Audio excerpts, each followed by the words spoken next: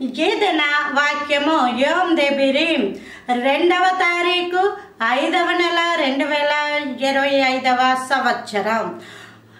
ఈరోజు దేవుడు మనతో మాట్లాడుతున్న అంశం ఆదికాండము 5వ అధ్యాయంలో ఒక మంచి వ్యక్తి ఉన్నారు. ఆయన ఎవరు అంటే ఆదాము దేవుని యొక్క పోలిక అని ఎలా రాయబడిందో ఈ షేతు ఆదాము యొక్క పోలిక అక్కడ ఉంటుంది. ఏమా ఈ షేతు అట ఆదాము 130 ఏండ్లు బ్రతికి తన పోలికగా తన స్వరూపమున కుమారుని కని అతనికి షేతు అని పేరు పెట్టాను. ఆదాము దేవుడు ఎలా ఉంటాడో ఆదాము అలా ఉంటాడు. ఆదాము ఎలా ఉంటాడో అలాగే ఎవరు ఉంటారు? షేతు ఉంటాడు.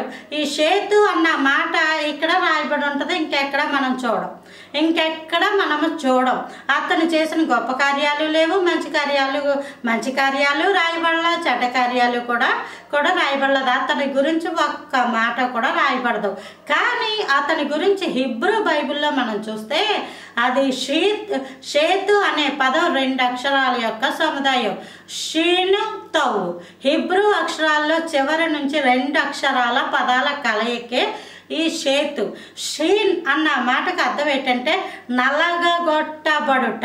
తౌ అన్న మాటకు అర్థం ఏంటంటే సిలువ అని అర్థం. నలగగొట్టబడి సిలువ వేయబడుట అని అర్థం వచ్చే విధంగా షేతు అని పేరు పెట్టాడు. దేవుడు తన రూపాన్ని ఆదాముకి ఇచ్చాడు.